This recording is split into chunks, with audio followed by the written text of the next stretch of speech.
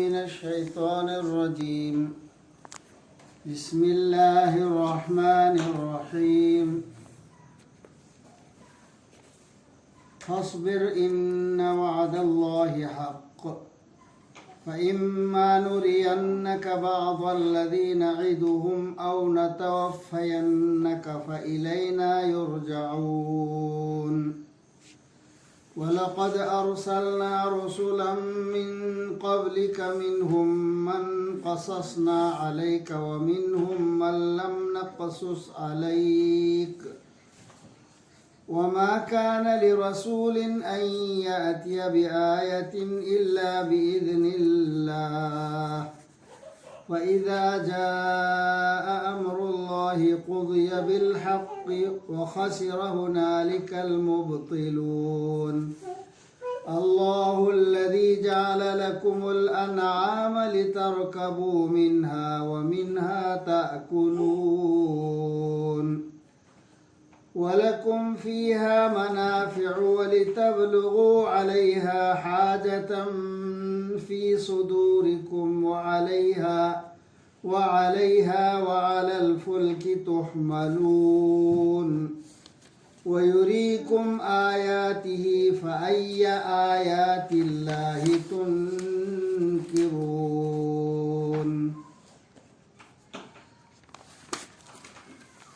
इसी दूसरी सूरह गाफिर के आयत नंबर 77 फुतरत हाँ मुथक्ता है कि जहन्नम की मनुंग दये नबगी जहन्नम दमहाव तंग बेचंगलो ना है खरेदना अल्लाह की आयत ता नतब अल्लाह की आयत यादव कंगुदो लाइक यादव कंगुदो वही तो जोरा मतुंगा अभी मकानी अदुना खांगो ओ मोहम्मद सल्लल्लाहु अलैहि वसल्लम सबर तो रहा है दसें नमक अल्लाह की वादादी अचुम बनी सोई दिन थोड़ा ने ऐकोई ना उहल्ला बसु नंगोंदा पुंसी की मनुंदा ऐसे असुल न हिंगिंगे इदा अजाब तो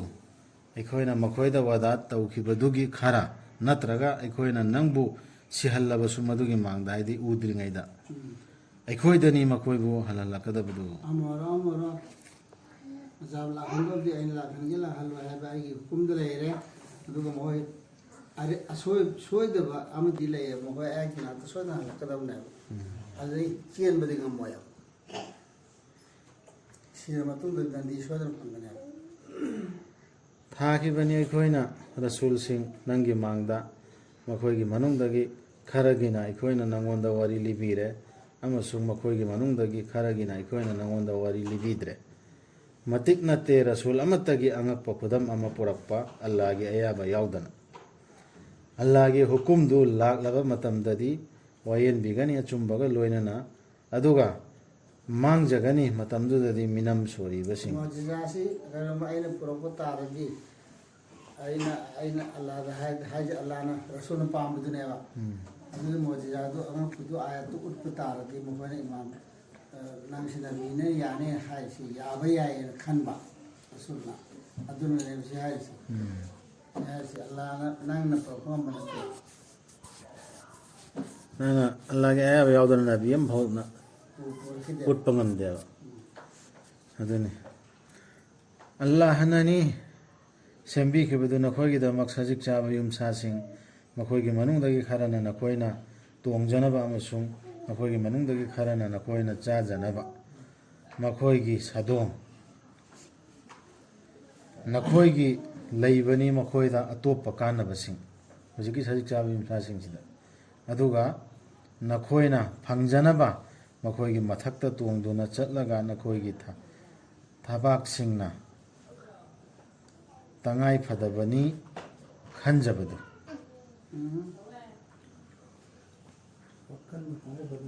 तबलुगु अलैहा हाजतन फी सुदूरिकुम नखोन वखल मसी तौदु यादे मसीगी थबक्सी तौदु यादे हाइना हाइबा थबक्सिंदो अदु सिनबा याय अदुगी कानबसु लay हाइबा सासि खन अदुगा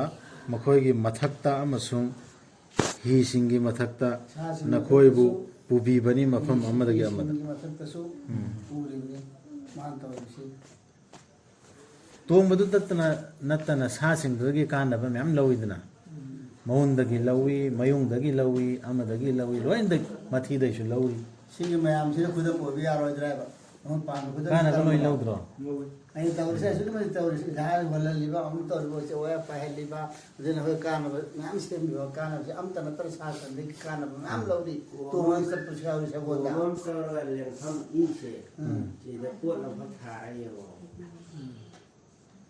ꯑꯗꯨ ꯀꯥꯟꯅꯕ ꯃꯌꯥꯝꯗꯤ ꯌꯥꯎꯔꯤꯗꯨꯅꯤ ꯑꯗꯨꯏꯗꯨꯅꯤ ꯁꯤꯅꯤ ꯑꯩꯈꯣꯏꯅ ꯈꯟꯕ ꯍꯥꯏꯔꯤꯁꯤ ꯁꯤꯒꯤꯁꯤꯗ ꯈꯨꯗꯝ ꯑꯣꯏꯕ ꯌꯥꯗ꯭ꯔꯦ ꯁꯤꯅꯦꯕ ꯍꯥꯏꯔꯤꯁꯤꯒꯤ ꯇꯣꯄꯤꯛꯁꯦ ꯁꯤ ꯃꯌꯥꯝꯁꯦ ꯑꯂꯥꯏ ꯀꯨꯗꯔꯀꯤ ꯈꯨꯗꯝ ꯃꯌꯥꯝ ꯎꯠꯂꯤꯁꯦ ꯁꯤꯒꯤꯁꯤꯅ ꯈꯨꯗꯝ ꯑꯣꯏꯕ ꯌꯥꯗ꯭ꯔꯥ ꯃꯈꯣꯏꯅ ꯑꯉꯛꯄ ꯄꯨꯔꯛꯑꯣ ꯍꯥꯏꯕꯗꯨ ꯅꯪ ꯅꯕꯤꯅꯤ ꯍꯥꯏꯔꯗꯤ ꯑꯉꯛꯄ ꯈꯨꯗꯝ ꯑꯃ ꯑꯁꯃꯥꯟꯗꯒꯤ ꯍꯦꯛꯇ ꯎꯠꯂꯣ ꯍꯥꯏꯕꯅꯦꯕ ꯔꯁꯨꯜ ꯄꯩꯒꯝꯕꯔꯗ ꯌꯦꯠꯂꯤꯗꯣ ꯑꯗꯣ ꯑꯜꯂꯥꯍꯅ ꯑꯗꯨꯒꯤ ꯄꯥꯎꯈꯨꯝꯅꯦ ꯄꯤꯔꯤꯁꯤ ꯁꯤꯒꯤꯁꯤꯅ ꯈꯨꯗꯝ ꯑꯣꯏꯕꯗꯣ ꯅꯈꯣꯏ ꯀꯔꯤ ꯀꯥꯏ ꯁꯤ ꯈꯨꯗꯝ ꯅꯠꯇ꯭ꯔꯦꯕ ꯁꯤ ꯌꯦꯡꯍꯜꯂꯤꯑꯕ ꯅꯈꯣꯏꯉꯣꯟꯗ ꯎꯠꯂꯤꯑꯕ ꯃꯥꯒꯤ ꯑꯥꯌꯠꯁꯦ ꯃꯌꯥꯝ ꯑꯃ ꯑꯗꯨ ꯀꯔꯝꯕ ꯑꯥꯌꯠꯅꯣꯕ ꯅꯈꯣꯏꯅ ꯏꯟꯀꯥꯔ ꯇꯧꯔꯤꯁꯦ ꯑꯇꯣꯞꯄ ꯑꯌꯥꯠꯇꯁꯨ ꯌꯥꯎꯔꯤꯗꯅ ꯎꯠꯂꯁꯨ ꯌꯥꯔꯣꯏꯅ ꯌꯥꯔꯣꯏꯗꯕꯁꯤꯡꯗꯨꯗꯤ ꯑꯗꯨꯒ ꯃꯥꯅ ꯎꯍꯟꯕꯤꯕꯅꯤ ꯅꯈꯣꯏꯗ ꯃꯥꯒꯤ ꯈꯨꯗꯝꯁꯤꯡ ꯑꯗꯨꯅ ꯀꯔꯝꯕ ꯑꯜꯂꯥꯍꯒꯤ ꯈꯨꯗꯝꯁꯤꯡꯕꯨꯅꯣ ꯅꯈꯣꯏꯅ ꯌꯥꯅꯤꯡꯗ꯭ꯔꯤꯕ ꯈꯨꯗꯝꯗꯤ ꯃꯌꯥꯝ ꯂꯩꯔꯦ ꯃꯌꯥꯝ ꯂꯩꯔꯦ ꯗꯨꯅꯤꯌꯥꯗ ꯄꯤꯕꯅ ꯑꯗꯨ ꯈꯨꯗꯝꯁꯤꯡꯗꯨꯃꯛꯇ ꯀꯔꯝꯕ ꯈꯨꯗꯝꯅꯣ ꯅꯪ ꯄꯥꯝꯃꯤꯁꯤ ꯃꯈꯣꯏꯅ ꯀꯣꯏꯗꯕ꯭ꯔꯥ ꯄ꯭ꯔꯤꯊꯤꯕꯤ ꯊꯛꯇ ꯑꯃꯁꯨꯡ ꯌꯦꯡꯗꯕ꯭ꯔꯥ ꯃꯈꯣꯏꯒꯤ ꯃꯃꯥꯡꯗ ꯂꯩꯔꯝꯕꯁꯤꯡꯗꯨꯒꯤ ꯀꯔꯤ ꯄꯣꯂꯣꯏ ꯑꯣꯏꯈꯤꯕꯒꯦ ꯍꯥꯏꯕꯗꯨ ꯃꯈꯣꯏꯗꯨꯅ ꯍꯦꯟꯈꯤꯕꯅꯤ ꯃꯁꯤꯡꯗꯁꯨ ꯃꯈꯣꯏꯁꯤꯗꯒꯤ ꯑꯃꯁꯨꯡ ꯍꯦꯟꯈꯤꯕꯅꯤ ꯃꯄꯥꯡꯒꯜꯗꯁꯨ ꯑꯃꯁꯨꯡ ꯄ꯭ꯔꯤꯊꯤꯕꯤ ꯊꯛꯇ ꯊꯝꯂꯝꯕ ꯈꯣꯡꯒꯨꯜꯁꯤꯡꯗꯁꯨ ꯈꯨꯗꯝꯁꯤꯡꯗꯁꯨ ꯅꯈꯣꯏꯅ ꯍꯥꯟꯅꯩꯗꯨꯅ ꯍꯦꯟꯈꯤ ꯇꯧꯔꯤꯕ ꯈꯨꯇꯥꯅꯤꯗꯒꯤ ꯍꯦꯟꯅ ꯀꯟꯅ ꯂꯩꯈ꯭ꯔꯕꯅꯤ ꯃꯃꯥꯡꯗ ꯂꯩꯈꯤꯕꯁꯤꯡ ꯑꯗꯨꯕꯨ ꯀꯥꯟꯅꯍꯟꯈꯤꯗꯕꯅꯤ ꯃꯈꯣꯏꯗ ꯃꯈꯣꯏꯅ ꯇꯥꯟꯁꯤꯟꯖꯈꯤꯕꯗꯨꯅ ꯃꯈꯣꯏꯅ ꯇꯥꯟꯁꯤꯟꯖꯔꯝꯕ ꯃꯈꯣꯏꯅ ꯄꯩꯁꯤꯜꯂꯝꯕ ꯇꯧꯔꯝꯕ ꯈꯨꯗꯝ ꯃꯌꯥꯝꯗꯨꯅ ꯀꯔꯤꯝ ꯀꯥꯟꯅꯗꯦ ꯑꯗꯨꯛꯀꯤ ꯃꯇꯤꯛ ꯆꯥꯎꯈꯠꯅ ꯀꯣꯔꯥ ꯗꯂꯥꯟ ꯁꯥꯗꯅ ꯇꯧꯔꯝꯕ ꯂꯤꯡꯅ ꯂꯩꯔꯛꯄꯁꯤꯡꯗꯣ ꯃꯗꯨꯗꯨꯅ ꯑꯜꯂꯥꯍꯒꯤ ꯑꯥꯌꯠꯇꯨ ꯍꯥꯏꯕꯗꯤ ꯏꯟꯗꯕꯗꯒꯤ ꯃꯈꯣꯏꯗꯨ ꯂꯣꯏꯅ ꯃꯥꯡꯈꯤꯕꯅꯦꯕ ꯃꯈꯣꯏꯒꯤ ꯔꯁꯨꯜꯁꯤꯡꯅ ꯃꯈꯣꯏꯒꯤ ꯃꯅꯥꯛꯇ ꯂꯥꯛꯈꯤꯕ ꯃꯇꯝꯗ ꯇꯁꯦꯡꯂꯕ ꯈꯨꯗꯝꯁꯤꯡꯒ ꯂꯣꯏꯅꯅ ꯑꯩꯈꯣꯏꯗ ꯄꯤꯔꯤꯕ ꯈꯨꯗꯝ ꯑꯁꯦꯡꯕꯁꯤ ꯑꯌꯥꯠꯁꯤ ꯑꯁꯦꯡꯕ ꯈꯨꯗꯝ ꯅꯠꯇ꯭ꯔꯣ ꯁꯨꯝꯕ ꯃꯈꯣꯏꯗꯁꯨ ꯄꯤꯈꯤꯕ ꯃꯇꯝꯗꯅꯦ ꯃꯈꯣꯏꯅ ꯍꯔꯥꯎ ꯃꯊꯣꯏ ꯀꯥꯖꯈꯤ ꯃꯈꯣꯏꯗ ꯌꯥꯎꯖꯕ ꯒ꯭ꯌꯥꯟ ꯂꯧꯁꯤꯡꯗ ꯑꯗꯨꯕꯨ ꯃꯈꯣꯏꯕꯨ ꯄꯨꯝꯌꯣꯝ ꯍꯦꯛ ꯌꯣꯝꯁꯤꯟꯈꯤꯕꯅꯤ ꯃꯈꯣꯏꯅ ꯀꯔꯦꯝꯅꯈꯤꯕ ꯑꯗꯨꯃꯛꯅ ꯃꯈꯣꯏꯒꯤ ꯒ꯭ꯌꯥꯟ ꯂꯧꯁꯤꯡ ꯃꯈꯣꯏꯅ ꯊꯥꯊꯔꯤꯕ ꯀꯣꯛꯇꯣ ꯑꯗꯨꯏꯗꯨꯅ ꯍꯔꯥꯎ ꯃꯊꯣꯏ ꯀꯥꯗꯅ ꯄꯦꯟꯖꯈꯤ ꯁꯤꯗꯤ ꯀꯩꯁꯨ ꯅꯠꯇꯦꯅ ꯈꯜꯂꯒ ꯀꯩꯁꯨ ꯅꯠꯇꯦ ꯀꯨꯔꯥꯟ ꯑꯌꯥꯠꯁꯤꯗꯤ ꯀꯩꯁꯨ ꯅꯠꯇꯦ ꯑꯩꯈꯣꯏ ꯍꯥꯟꯅꯗꯩꯁꯤ ꯈꯪꯗꯅ ꯂꯩꯔꯦ ꯁꯤꯅꯤꯅꯦ ꯍꯔꯥꯎ ꯃꯊꯣꯏ ꯀꯥꯗ ꯑꯗꯨꯗꯒꯤ ꯃꯈꯣꯏꯅ ꯎꯔꯕ ꯃꯇꯝꯗꯗꯤ ꯑꯩꯈꯣꯏꯒꯤ ꯆꯩꯔꯥꯛꯇꯨ ꯃꯈꯣꯏꯅ ꯍꯥꯏꯈꯤ ꯑꯩꯈꯣꯏ ꯊꯥꯖꯔꯦ ꯑꯜꯂꯥ ꯃꯊꯟꯇꯗ ꯍꯧꯖꯤꯛꯇꯤ ꯑꯜꯂꯥ ꯈꯛꯇꯅ ꯍꯥꯏꯕꯗꯨ ꯌꯥꯖꯔꯦ ꯑꯩꯈꯣꯏ ꯀꯨꯔꯥꯟ ꯍꯥꯏꯕꯗꯨꯗ ꯏꯟꯖꯔꯒꯦꯅ ꯆꯦꯟꯗꯥꯏꯗ꯭ꯔꯗꯤ ꯑꯖꯥꯇꯨꯜ ꯑꯐꯥꯟ ꯐꯤꯔꯥꯎꯟ ꯍꯥꯏꯕꯗꯨꯃꯥꯏꯅ ꯑꯃꯁꯨꯡ ꯑꯩꯈꯣꯏ ꯊꯥꯖꯔꯦ ꯑꯩꯈꯣꯏꯅ ꯃꯉꯣꯟꯗ ꯑꯩꯈꯣꯏ ꯊꯥꯖꯗ꯭ꯔꯦ ꯑꯩꯈꯣꯏꯅ ꯃꯉꯣꯟꯗ ꯊꯩꯖꯤꯜꯂꯝꯕ ꯂꯣꯏꯅꯕꯁꯤꯡꯗꯨ ꯃꯈꯣꯏꯅ ꯍꯥꯏꯗ꯭ꯔꯗꯤ ꯌꯥꯔꯣꯏ ꯃꯈꯣꯏ ꯐꯂꯥꯅ ꯑꯗꯨꯗꯗꯤ ꯃꯈꯣꯏꯒꯤ ꯃꯨꯔꯇꯤ ꯑꯣꯏꯔꯣ ꯄꯤꯔ ꯑꯣꯏꯔꯣ ꯕꯕꯥ ꯑꯣꯏꯔꯣ ꯂꯣꯏꯅ ꯏꯃꯥꯝ ꯑꯣꯏꯔꯣ ꯀꯥꯎꯊꯠꯈ꯭ꯔꯦ ꯍꯥꯏꯔꯤꯁꯦ ꯑꯗꯨꯒꯤ ꯑꯀꯟꯕ ꯈꯨꯗꯝꯗꯨ ꯄꯨꯔꯛꯇꯅ ꯇꯧꯕ ꯇꯥꯔꯗꯤ ꯃꯇꯝꯗꯨ ꯂꯣꯏꯔꯦꯕ ꯑꯗꯨꯅ ꯅꯈꯣꯏꯅ ꯅꯤꯔꯤꯁꯦ ꯑꯗꯨꯒꯤ ꯈꯨꯗꯝꯗꯨꯔ ꯑꯗꯨꯕꯨ ꯀꯩꯗꯧꯅꯨꯡꯗꯁꯨ ꯀꯥꯟꯅꯕ ꯑꯣꯏꯈꯤꯗꯦ ꯃꯈꯣꯏꯗ ꯃꯈꯣꯏꯅ ꯊꯥꯖꯔꯛꯄꯗꯨꯅ ꯑꯩꯈꯣꯏꯒꯤ ꯆꯩꯔꯥꯛꯇꯨ ꯎꯔꯕ ꯃꯇꯝꯗ ꯁꯤꯔꯝꯗꯥꯏꯗ ꯁꯤꯗ꯭ꯔꯤꯉꯩꯗ ꯊꯥꯖꯔꯛꯏꯃꯦꯕ ꯑꯗꯨꯗ ꯀꯂꯤꯃꯥ ꯁꯣꯜꯂꯛꯄꯗꯨꯅ ꯀꯔꯤꯅꯣ ꯀꯥꯟꯗꯕꯁꯤ ꯁꯤꯔꯝꯗꯥꯏꯗ ꯁꯣꯟꯕꯗꯨꯗꯤ ꯃꯥꯅ ꯑꯖꯥꯕꯇꯨ ꯎꯔꯦ ꯒ꯭ꯌꯥꯟ ꯌꯥꯎꯅ ꯁꯣꯟꯕꯗ ꯑꯜꯂꯥꯍꯅ ꯂꯧꯗꯦꯕ ꯑꯗꯨ ꯁꯤꯔꯝꯗꯥꯏꯗ ꯁꯣꯜꯍꯜꯂꯨ ꯍꯥꯏꯔꯤꯁꯦ ꯑꯗꯨ ꯑꯋꯥꯕ ꯄꯤꯔꯣꯏꯗꯕꯅꯦ ꯁꯤꯒꯗꯧꯔꯤ ꯃꯤꯗꯨꯗ ꯅꯞꯁꯤꯜꯂꯒ ꯃꯥꯒꯤ ꯃꯄꯨꯟꯁꯤ ꯆꯨꯞꯄꯗꯨꯗ ꯇꯧꯔꯛꯏꯕꯗꯨꯅ ꯑꯗꯨꯝ ꯑꯜꯂꯥꯍꯅ ꯍꯦꯟꯅ ꯈꯪꯉꯤꯕꯅꯦ ꯑꯗꯨꯕꯨ ꯀꯩꯗꯧꯅꯨꯡꯗꯁꯨ ꯀꯥꯟꯅꯕ ꯑꯣꯏꯈꯤꯗꯦ ꯑꯗꯨꯕꯨ ꯀꯩꯗꯧꯅꯨꯡꯗꯁꯨ ꯀꯥꯟꯅꯕ ꯑꯣꯏꯈꯤꯗꯦ ꯃꯈꯣꯏꯅ ꯊꯥꯖꯔꯛꯄꯗꯨꯅ ꯑꯩꯈꯣꯏꯒꯤ ꯆꯩꯔꯥꯛꯇꯨ ꯎꯔꯕ ꯃꯇꯝꯗ ꯀꯜꯃꯥꯒꯤ ꯀꯜꯃꯥ ꯄꯤꯕ ꯑꯗꯨ ꯇꯧꯕ ꯇꯧꯕꯤꯟ ꯇꯧꯕ ꯍꯥꯏꯕꯗꯨ ꯑꯗꯨ ꯇꯧꯒꯅꯨ ꯍꯥꯏꯕ ꯋꯥꯠꯀꯦ ꯍꯥꯏꯁꯤ ꯑꯗꯨꯒꯤ ꯐꯤꯕꯝꯗꯤ ꯃꯥ ꯁꯤꯔꯝꯗꯥꯏꯗ ꯍꯥꯏꯔꯛꯏꯕ ꯍꯥꯟꯅꯗꯒꯤ ꯍꯥꯏꯗꯅ ꯊꯥꯖꯅ ꯂꯩꯕ꯭ꯔꯥ ꯍꯥꯏꯕꯗꯨ ꯑꯗꯨꯗꯤ ꯑꯩꯈꯣꯏꯅ ꯈꯪꯕ ꯅꯠꯇꯦ ꯑꯗꯨꯅꯅꯦꯕ ꯑꯩꯁꯨ ꯀꯜꯃꯥ ꯄꯤꯕ ꯍꯥꯏꯁꯤ ꯃꯁꯤ ꯑꯜꯂꯥꯍꯒꯤ ꯑꯗꯨꯝ ꯆꯠꯊꯔꯛꯄ ꯁꯨꯟꯅꯠꯅꯤ ꯅꯤꯌꯝꯅꯦꯕ ꯃꯥꯒꯤ ꯃꯅꯥꯏꯁꯤꯡꯗ ꯁꯤ ꯁꯨꯕꯣꯡ ꯍꯣꯡꯉꯩꯁꯨ ꯍꯥꯏꯈ꯭ꯔꯦꯗ ꯃꯃꯥꯡꯗ ꯃꯥꯡꯖꯕ ꯑꯣꯏꯈꯤ ꯃꯇꯝꯗꯨꯗꯗꯤ ꯊꯥꯖꯗꯕꯁꯤꯡꯗꯨ ꯁꯤꯒꯤ ꯅꯤꯌꯣꯝꯁꯦ ꯁꯤꯒꯤ ꯑꯜꯂꯥꯍꯒꯤ ꯁꯨꯟꯅꯠꯅꯦ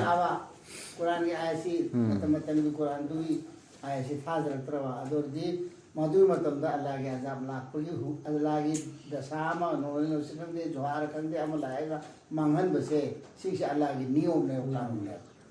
ꯁꯨꯟꯅꯠꯅꯦꯕ ꯁꯨꯟꯅꯠ ꯑꯜꯂꯥꯍꯒꯤ ꯁꯨꯟꯅꯠꯅꯦ ꯍꯥꯏꯕꯗꯤ ꯑꯥꯔꯊꯗꯤ ꯀꯔꯤ अल्लाह नियम कानून ने सुन्नत से अल्लाह की सुन्नत से कानून से शुभम होंगे सुन्नत अल्लाह लती है है कहना कुरान दा ला तब्दील कलमात अल्लाह है हर सता किसरा फुसिलत हां किसने सूरा फुसिलत 41 सूबा हिकमत होई सूबा أعوذ بالله من الشيطان الرجيم حاميم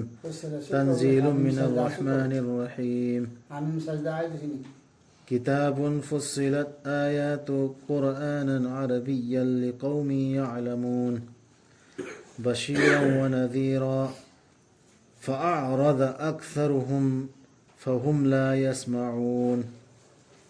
حاميم هذا بركبني مسي توزال هيبة كان بي هيبة دودغي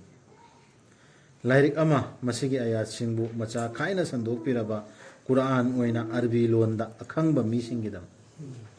मचा जो खाइरे हाइरे फजन सु संदोक पिरे हाइरे पानब ओइना कुरान ओइना को इसे चमते हल्लीदना पाना कौरी पाव है पाना पानब दमक अदे को थमजिनबो हेले पापसु खंगदना पानबो हेलिमी सोनतना कुरान यार से पागत लाई है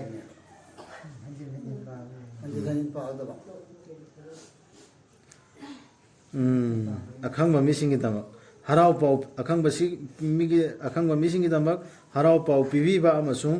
चेक्सिल हन्नबगी पावमेन बीबा ओइना अदुबु मखोय अयामबना लैथोगी मसिदगी अदुना मखोय तादे मी अयामबन लैथोइसे एखोय दुम उरम नद्रो तादे पानबने से खंगदे पानबने सु खंगदे पादे तासु तादे से अल्लाह है से वही जवाब तो दिन खल्ले वही के पाप दिन खल्ले मखोइना हाय तुइता द्रिपसिंग सिना अखोय की थमोय सिंगसी कुपछनदुना लैखरे नंग नमदुगी माइकैदा अखोय बु कौरिबा अदुदगी कुरान के माइकैदा नंग कौरिदो अदरे कुपछिनदा लैखरे अखोय जे पुन चंगदेना हादु हाइबी कनना हादु पुन थो अखोय थमोय चंग बले इनेबा हुजिकसु एनी मियमदा अम्फो पाद्रिबा मी नमाजी दुम सोनजरे खल्लोने तो पि उफतना दुम नमाज सोलिबा मियमदने कुरान के आयात अम हायोबा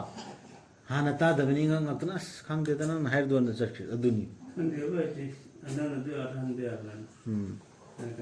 aduni si nana madu mai kaida kaurido si rasul dani ha si adu kupsin khreba du khangde bai ko